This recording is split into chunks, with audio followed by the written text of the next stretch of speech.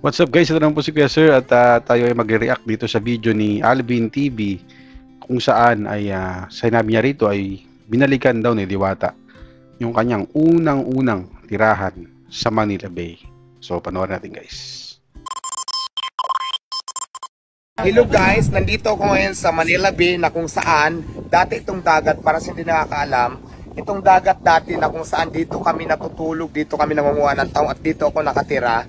So nandito na naman tayo ngayon pero wala na siyang dagat dahil puro buhangin na. Pakita mo nga muna. So ayan, puro buhangin na siya, di ba? Ginawang Puro buhangin Dolomite. na siya. Tapos ito yung naalala ko, Alvin, ito yung content mo dati. Doon. Oo, hindi pa ako Diwata Paris before. Nagko-content ka dyan, panay live ka dyan, maghapong ka Tsaka dyan. matatandaan ko, doon ka po tumatambay. Doon talaga ako natambay sa dulo, Oo. pero area na namin to. Actually, pag inantok na nga ako, natutulog ako dyan, may cartoon lang ako. Oo. Pakita mo yung gutter, ayan. Itong ano na to, breakwater na to. Ayan, breakwater yung gutter. Oo. Yung breakwater na yun, yung gutter, dyan ako dati natutulog. So, lugar ko talaga to. Ang saya dito dati dahil may dagat to, maraming tahong, maraming nangingisda, maraming naliligo. So, enjoy dati to dito.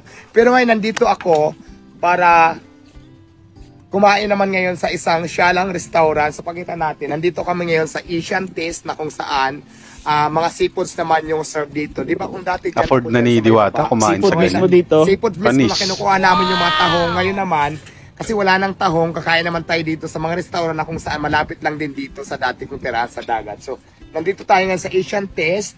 Pakita natin yung restaurant. Ang ganda ng view, oh. Nandito tayo ngayon sa Asian Taste. Pakita mo naman yung restaurant nila. Actually, nung dumating ako dito, Asian sarado Taste. pa, kaya pinabuksan ko na. Tinan mo, nagbubukas pa lang sila. Sabi ko, diba, sabi ko, sarado pa sila, buksan nyo na kasi kakain kami. Pero hindi. Pagdating talaga namin, magbubukas na talaga sila. Kasi ang open nila dito is 5 p.m. to 12 midnight. So, ayan, subukan naman natin ngayon kumain ng seafood. So, Medyo late na, no? 5 together with PM. my friend, kasama natin si Jason. At syempre si Gupan. Kanyang bodyguard. Ayan. Tapos syempre kasama ko si G, kaya lang pinarking pa yung sasakyan. Tapos syempre si Alvin TV. So 5 lang kami. Actually lagi naman ako nandito kasi yung may-ari dito mabait si Sir Jan. So friend ko na ngayon. Pero hindi ko sinabi na kakain ako, kakain kami. Para hindi naman. Kasi pag nandito kasi ako nakain naman puro discount ang binibigay sa akin. Kaya subukan ko naman pumunta nang wala siya para at least nakakahiya naman kasi pag nandito naman discount na naman. Di ba Sir Jan, no? So ayan, masarap dito sa Asian Taste. Pero mamaya, ipapakita namin sa inyo kung anong ma-in-order namin. Ayan, sa lahat pala ng gustong kumain dito, kung gusto nyo talaga ng masarap na luto, at syempre, magkaroon kayo ng discount, hanapin mo lang sa Sir Johnny, sabihin nyo na refer kayo na Diwata. Alam mo, sa pagkakaalam ko, ito talaga ang tinaguriang isa sa pinakamagandang sunset sa buong Pilipinas. Kaya lang ngayon, kung makikita nyo, puro buhangin na siya. Sikat yan guys yung Nawala Manila na din Bay po sa yung yung dagat sa na pinakalungkot nga lang, no, nawala na ganda yung tubig, ng napalitan na ng buhangin. Sana na sunset. bumalik pa yung dagat dito para bumalik ulit yung sigla. So, di ba kasi alam mo ba, ang tagal ko na sa lugar na to, halos dito na rin ako lumaki. So, nakakalungkot nga lang kasi dati kung nagda-dive-dive kami dyan, nanguha kami ng tahong, nangunguha kami ng isda dyan, tapos maraming naliligo. Pero ngayon, buhangin na yung kapalit, so hindi tayo makakaligo. Sana lang na makabalik pa yan. Pero sa kalungkutan ko na nawala yung tubig, siguro may kapalit niyang kagandahan. Kasi syempre naman yung gagawin dyan nila kung wala silang planong mas maganda.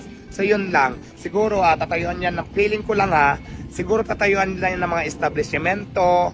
Tapos syempre pag tayo ng building dyan, marami din mga Pilipino na mabibigyan natin ng trabaho. Mabibigyan nila ng trabaho. So isa din yun siguro sa makakatulong sa mga Pinoy, lalong-lalo na sa mga nailangan ng trabaho. So yun lang. Nandito na kami ngayon sa table namin. So yung in-order namin, yang chow. Tapos syempre mayroon tayong swahi. Kulang pa yan guys. Kulang. Swahi na buhayan. Tapos mayroon tayong shell.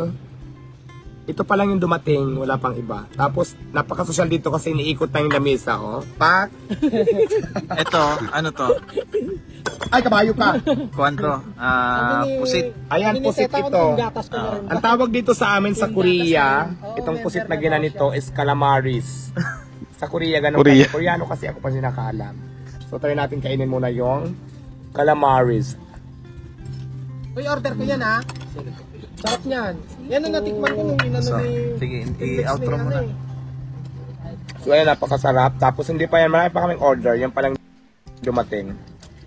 So, Gutom na ako. So, umubo lang kaya muna ako na kaya naman. So, abang pa natin ma-order. Nasa gilid tayo mismo ng dagat. Ang ganda ng view. Sunset viewing na. Sunset viewing, maganda ang view. Tapos, napaka-fresh ko ngayong araw na ito pag dito ako nakaupo. Eh. Kala ko wala na eh. Panis. So yun nga guys, ang naging istorya ng video na ito ay wala. De, joke lang. So nakita ko lang sa video na ito ay binabalikan niya talaga yung mga dati niyang pinuntahan, dati niyang tinirahan. Guys, gaya ng vlog ko before na nireactan ko rin na pumunta siya dun sa dati niyang bahay sa ilalim ng tulay, no? Kung hindi niyo pa napapanood yung guys, nasa YouTube ko lang yon.